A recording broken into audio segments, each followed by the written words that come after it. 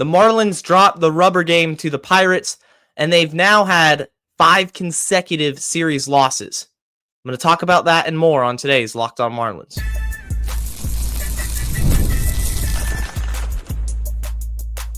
You are Locked On Marlins, your daily podcast on the Miami Marlins. Part of the Locked On Podcast Network, your team every day.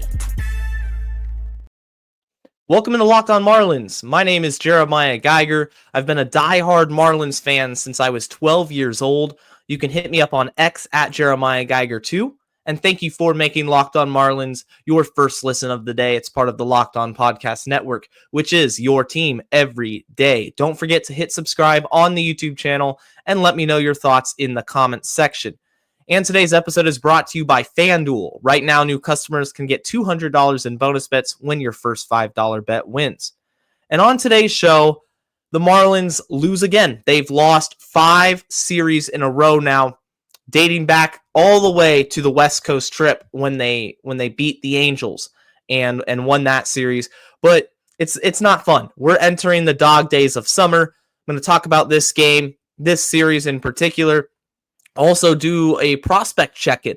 I have some prospects that I want to talk about, both in a positive manner and also ways that they can improve. Because this team is not, if you're a diehard Marlins fan, it's not just about the team on the field right now. It's also about looking ahead to the future and the farm system. And then I'm going to talk about the struggles of Kyle Stowers and Connor Norby. I really hope they can turn it around. The Marlins, it was a matinee game, 12:45 first pitch up in Pittsburgh. Beautiful day up there. It's one of my on my bucket list to go to a game up in the Steel City, go see the Roberto Clemente Museum. I saw on the TV broadcast that the Marlins players got to experience that. I thought that was pretty cool. But coming into this game, Bailey Falter, left-hander for the Pirates, Cal Quantrill for the Marlins. It was tied 1-1. The series, whoever won this one was going to finally, take this series dub. And unfortunately, it wasn't the Marlins. They go down 5-2. It just wasn't great offensively. The only runs scored were a Heriberto Hernandez home run. That was his first career major league home run. And then a Jesus Sanchez RBI ground out. So the offense continues to be an issue for this team. It's just not up to par with what a competitive baseball team looks like. You look at the teams in the division even, because the Nationals are up next and then the Phillies. This Marlins offense is sputtering. The San Diego series was okay.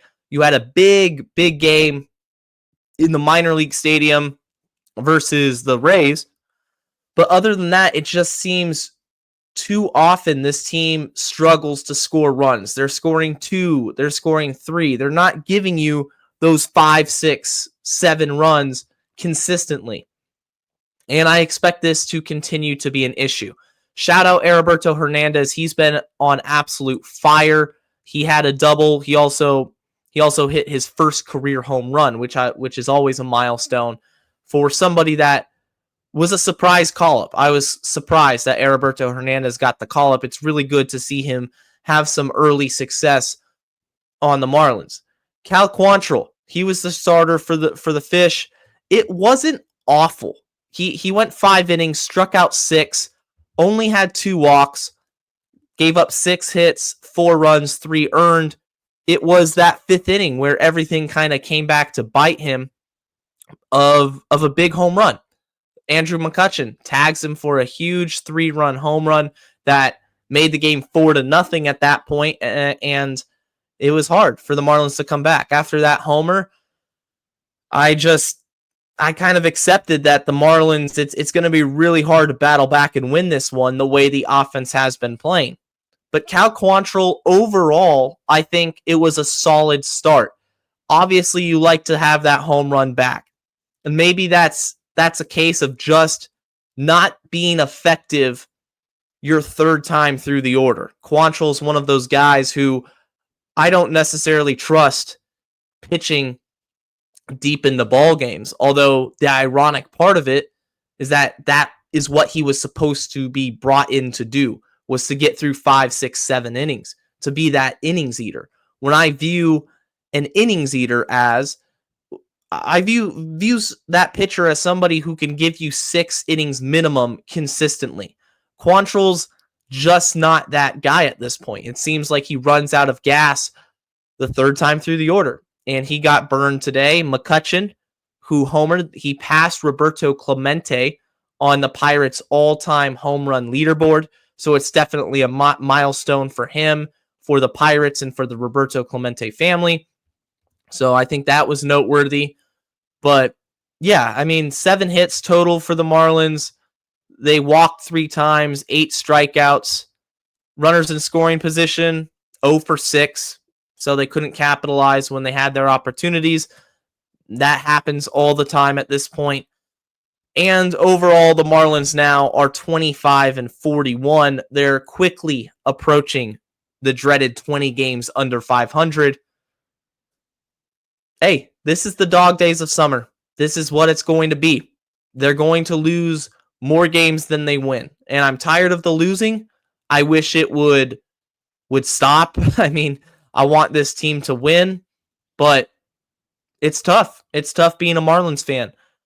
I like to see, I guess, positivity-wise from this game in particular, Quantrill wasn't awful. Like I said, it was just that one home run that really killed him in the end. And if he can give you, decent starts the rest of the way, maybe you can flip him at the deadline. Of course, the story of this series was the return of Yuri Perez on Monday's game. He was rusty, but it's okay. He's going to be fine. He's only going to get better. And then Sandy Alcantara looking really good in Tuesday's game. So you ultimately lose 2 out of 3. You're now the second worst team in the National League, only behind the Rockies in terms of record.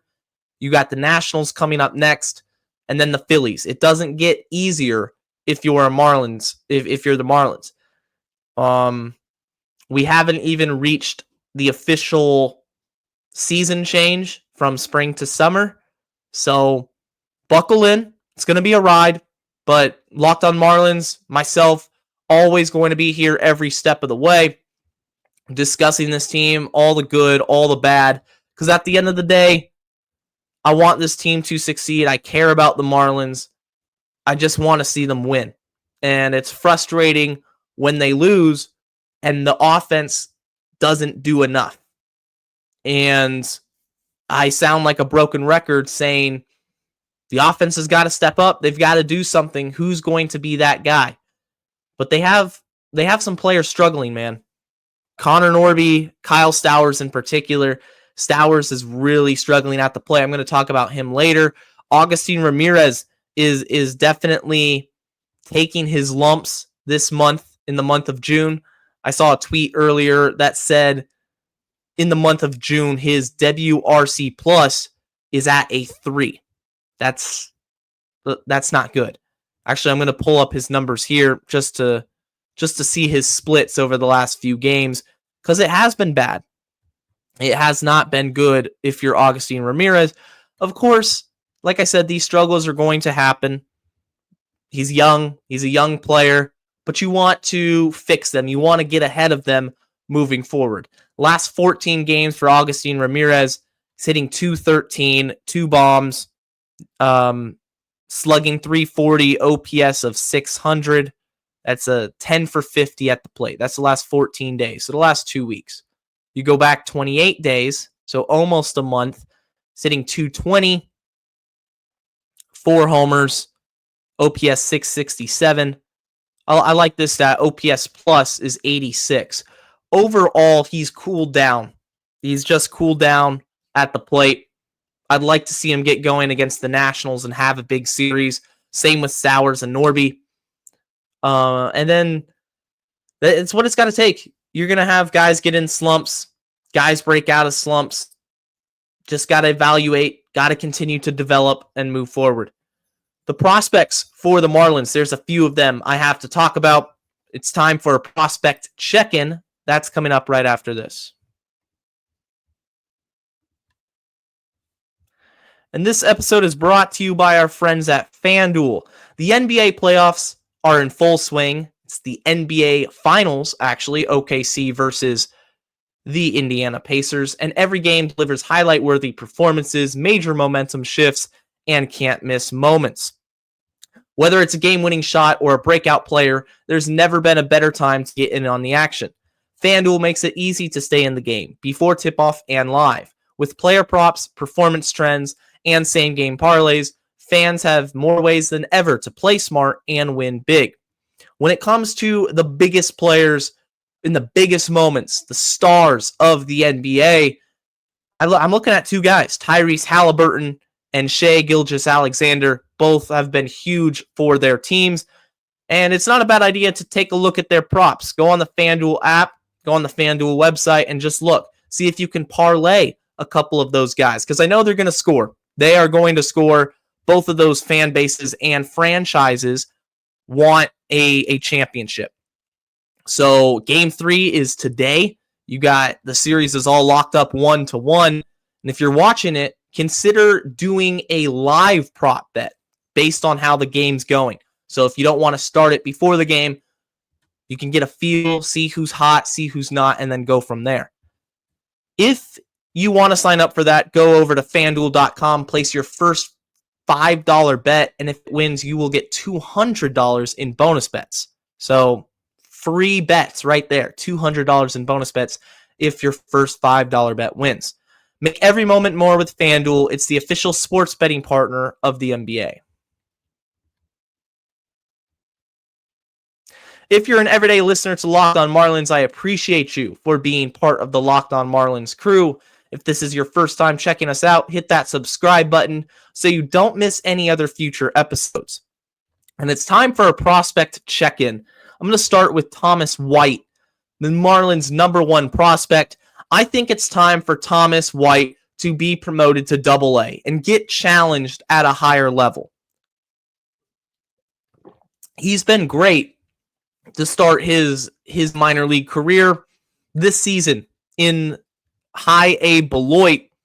He's been really good. Just tons of swing and miss stuff. His last outing, 4 innings, 1 hit, 8 strikeouts, no walks. It was a gem. He's had multiple games with over 7 strikeouts.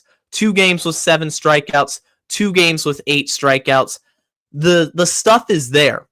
Overall this season, he's got 48 strikeouts in 31 innings. 31 innings, 48 strikeouts, an ERA of 2.9 through 8 starts. And I believe he should start on Thursday because Noble Meyer is pitching today. Noble Meyer is the second guy on this list I'm going to talk about. But Thomas White is one of the most talented left-handed prospects in the Marlins organization.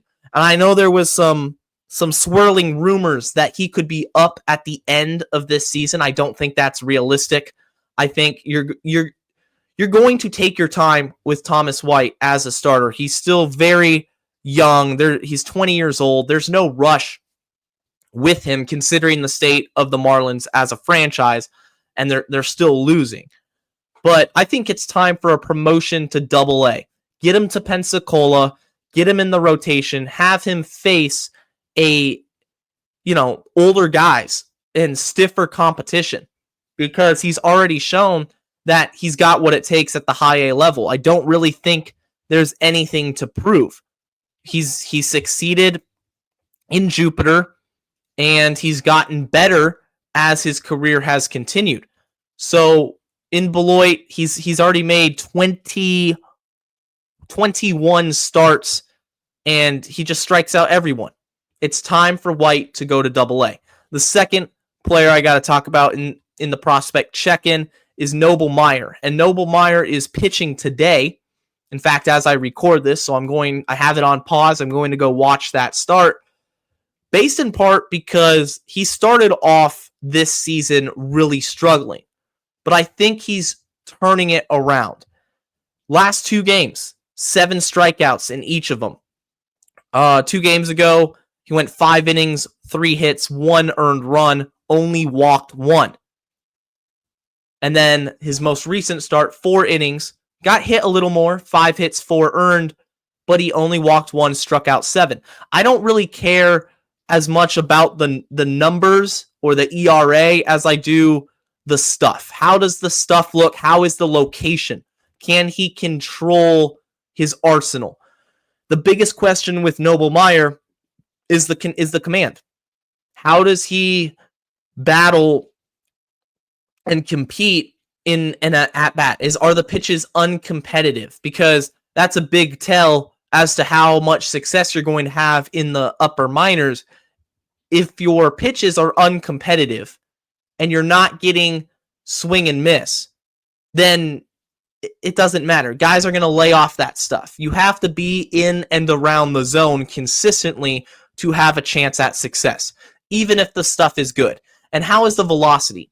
His velocity has fluctuated all the time. I'd like to see him get into a groove and string together a few consecutive really good starts, get those strikeouts, rack them up. That's great, but command. Don't go out there and have outings in which you're walking 3, 4, 5 guys. Okay, I can't stand walks, but Noble Meyer is a really talented pitcher. There's no lack of talent when it comes to him on the mound. It's all about command. It's about repeatable mechanics. Make sure your body's in sync so that velocity doesn't fluctuate. You're not wild. You're not throwing it all over, and then dial it in. So the Marlins pitching development, the minor league system, he's still a pitcher that I hold with high regard. I still have high hopes for. And I'm encouraged with the last 2 starts. Hopefully today he continues. Next player I've got to talk about is Andrew Pintar. Andrew Pintar, I've talked about him before on this show. Really fascinating. Came over from the Arizona Diamondbacks system in the AJ Puck deal. And this year he started off on fire. He's come back down to earth a little bit. He's hitting .295, OBP of .349, slugging .420. But here's the issue with Pintar. Although he has the speed, and he does, he's stolen 16 bags. He plays really good outfield. The strikeout numbers are just a little bit worrisome. He's striking out 31% of the time. That's up 11% from a season ago, in which he was in Double-A, split between the Diamondbacks and the Marlins. That 31% for a player of his profile has to be cut down, because he's not going to go up there and give you 30 bombs a season. He's not going to trade that strikeout rate with home runs. Now, he can hit for a little bit of pop. He had 9 last year. He's got 4 this season. But when you're striking out at a 31.5% rate and you're only walking 7, that's the other part of the equation. That has to be fixed. That is a major red flag. Although there's still time for him to fix it, he historically hasn't been a player that, last season at least, he didn't struggle with the strikeouts as much, but it's a jump up in competition. And he's got to hone it in, cut down on the strikeouts, and elevate the walk rate. Just have a better eye at the plate. Jacob Marcy, another outfielder, speedy outfielder, who this season has 36 stolen bases in 59 games. He is really, really quick. He's only hitting .210 though. Now, he doesn't strike out as much as Pintar does, but there were high hopes for Marcy. He was an intriguing prospect when we got him last year from the Padres. But that average has to rise. At some point, he has to start hitting. He relies on getting on an approach in which he draws a lot of walks, which is positive. He's got a 16.2% walk rate, but he's only hitting .210. That has to get up. Slugging .322. Yeah, the OBP is a .359, but I'm not happy with a player that's hovering around the Mendoza line. It's just AAA is a lot different than the major leagues. And if you're struggling to consistently hit in AAA and there's a question with that hit tool, then really what's your ceiling as a major leaguer? probably a fourth outfielder is the best case scenario, and that's the absolute best case scenario. Because you're looking at a guy that, yeah, he'll work together in at bat, he'll steal bases, he can come in as a defensive replacement, but he's not going to survive against major league pitching and collect hits. The hit tool is still an important facet of the game. Speaking of the hit tool, Kyle Stowers really struggled with it last year. He was just not making contact. And he was off to a hot start this season, but he's cooled down. I got to break down the struggles for Kyle Stowers and also Connor Norby, two players who are very integral to Miami's success, both now and possibly in the long term. They've got to get it going again. That's coming up right after this. And this episode is brought to you by Gametime. Have you ever decided at the last minute to head to a baseball game with friends or your family? I have. Maybe it's game day and you suddenly realize you just want to be in the stands. You want to experience that baseball game because there's no better place than watching a game live. And that's exactly where Gametime comes in. It's the easiest way to grab last minute tickets without the stress. And with the money you save on those tickets, you can take those savings and turn them into a couple hot dogs, a soda, a popcorn, whatever you want. You can get food, some merchandise, or maybe take a couple more friends with you. Gametime makes that all possible. They make buying tickets fast and simple. Prices on the app actually drop the closer you get to the first pitch. And they got incredible last-minute deals, clear seat views, and a lowest price guarantee that takes the worry out of buying. I love Gametime. When I want to go to a game, Gametime is the first app that I look at because the pricing is all inclusive. There's no hidden fees. I can't stand the hidden fees. You think you buy a $30 ticket, it turns out to be $50. No, if it's $30 on the app, it's going to be $30. That's what's going to come out of your bank account. And you can see exactly where you're going to sit, see the vantage point from your seat. It's awesome. So take the guesswork out of buying tickets with Gametime. Download the Gametime app, create an account, and use code LOCKEDONMLB for $20 off your first purchase. Terms apply. Again, create an account and redeem code LOCKEDONMLB for $20 off. Download the Gametime app today. Last minute tickets, lowest price guaranteed. A reminder that Locked On Marlins is on the YouTube channel, but you can also find the podcast wherever you get your podcast from. Amazon Music, Apple Music, Spotify, you name it. All the major streaming platforms, Locked On Marlins is there Monday through Friday. And I am discussing Kyle Stowers and Connor Norby, two highly regarded players on the Marlins. Kyle Stowers started 2025 with a bang. He was awesome. Hit that walk-off grand slam against Mason Miller. I was in the press box for that. It was incredible. But he's cooled down. Connor Norby, there's some worrisome metrics with his profile that I just have to talk about. I have to address it. Let's start with Kyle Stowers. Last 15 games for Stowers, he's hitting 118 with an OBP of 151. That's 6 for 51 with 19 strikeouts and 2 walks. 19 strikeouts and 2 walks, just 6 hits. He's in a slump. He is absolutely in a slump, and the way the at-bats are looking, just based off the eye test, it reminds me a lot of 2024. Swinging through fastballs. Not being able to make contact with the four-seamer. That is what did him in a season ago, and that is what's killing him these last 2 weeks. He had 3 hits. Not 3 hits. Let's see here.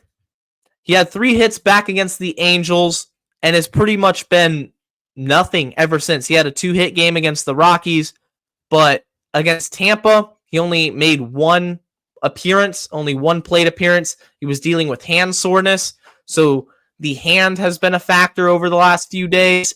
It's been slim pickings for Stowers. For somebody that started off so hot, it's all cooled down, and it's cooled down in a big way. The big thing for me is how is he going to adjust to the fastball? He's getting beat by heat. once again. That was the biggest issue last season, and it's starting to turn into an issue yet again. Is he a player that was just fool's gold at the beginning of the season and had a really good stretch for a month and a half, 2 months, and that's it? I'm not willing to say that yet. I really, really liked what I saw with Stowers from an approach, from a contact standpoint, just the batted ball metrics, everything. I'm a believer in Kyle Stowers. I'm not losing hope on him as a player, but I am worried. The panic meter for me right now, 1 through 10, I'm going to say a 6 because it's at the point now where he's striking out so much that I can't help but think of last season and how bad it was. But I'm giving him time. I'm still going to give him more time. The sky hasn't fallen yet, but look for him in this Washington National Series to snap out of it. If he can snap out of it against Washington, you're going to feel a lot better moving forward. Connor Norby. Time to talk about Norby.